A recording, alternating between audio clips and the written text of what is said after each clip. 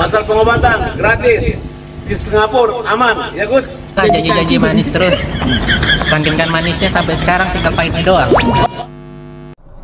Pada akhirnya timnya Alvin Lim itu akan berbalik arah justru mendukung Nopi. Kenapa bisa begitu? Oke, akan kita analisis di konten kita kali ini. Begini, memang ada pihak-pihak yang tidak ingin kasus ini segera usai, begitu loh. Maka dibuatlah drama-drama yang memperpanjang masalah ini, kan begitu tuh. Nah, perlu kalian garis bawahi nih ya, selagi Agus masih ada nilai value-nya, maka dia akan tetap terus dieksploitasi bagaimanapun caranya, begitu loh. Nah, kan kemarin Farhat berencana akan melaporkan timnya Alvin Lim karena dalam Komal ini si yang namanya si Juda itu sering ya ibaratnya ngerendahin si Agus lah ya. Dia bilang si Agus tuh apa, gak ada duitnya, bentar lagi kita akan lepas dari dia, kan sering ngomong gitu tuh. Yang menggugat Agus kita laporin, termasuk Elki yang meninggalkan Agus, menelantarkan Agus kita laporin. Coba Elki, kalian organisasi advokat mana? Kalau kalian punya kredibilitas yang mantap, mana kartu anggota kalian, kartu advokat kalian sendiri ya? Kamu sadar nggak? Saya dengan Alvin satu kesatuan dengan kantor yang berbeda tapi membela Agus.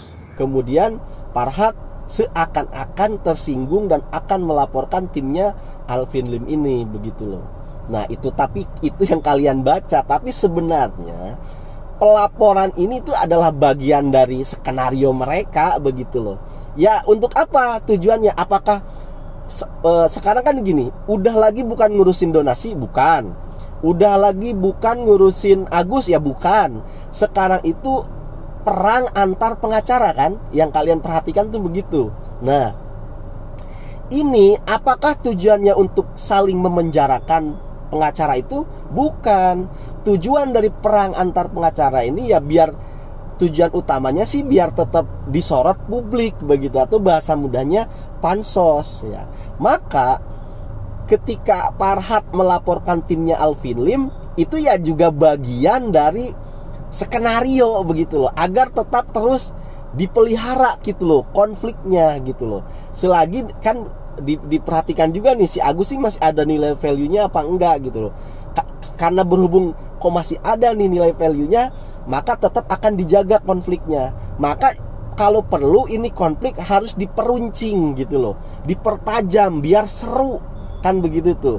Nah, kan sudah saya jelaskan tuh di konten sebelumnya bahwasanya memang perpindahan Agus dari kuasa hukumnya Farhat ke Alvin Lim waktu itu bukan gratisan bos, ya kan, saya bilang begitu tuh. Tetapi ada deal-deal di belakang dan ada nilainya, juga ada kontraknya. Nah, bertepatan kemarin dengan wafatnya Alvin Lim, ya kontrak itu berakhir, kan begitu.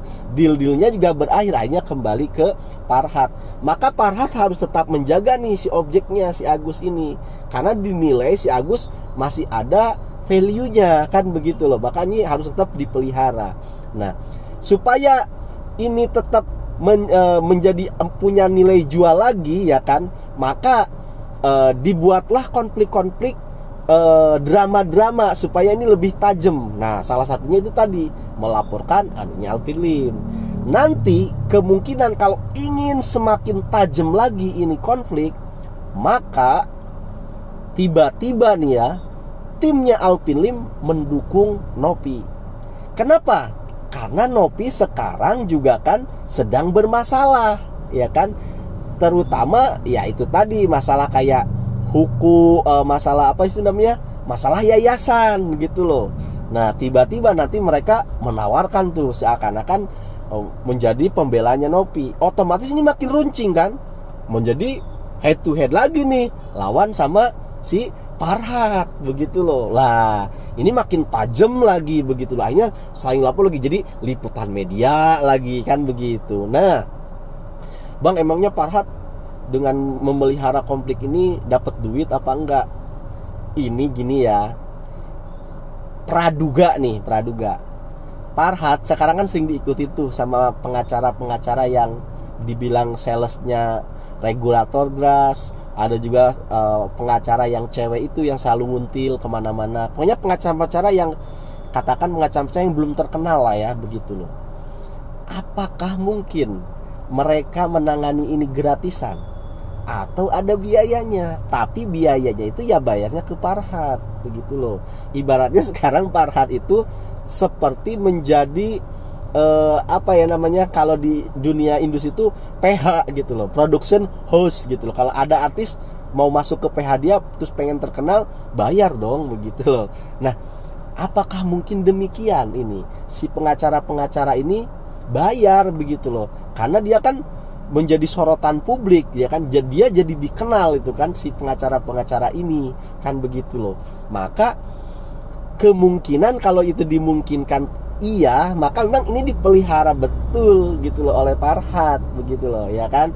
Maka drama-drama akan tetap dibuat supaya kalau bisa diperuncing ini anunya, apa namanya, pertentangannya gitu loh.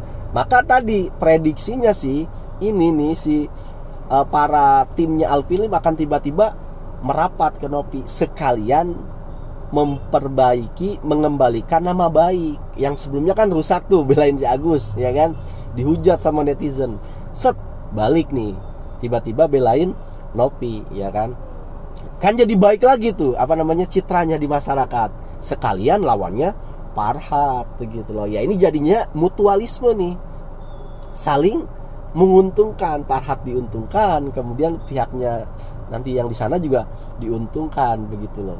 Yang paling gak diuntungkan ya udah siapa lagi kalau bukan si Agus Salim. Sekarang udah balik ke kontrakan kan, ya kan, dari apartemen diusir dia, kurang duitnya, ya kan.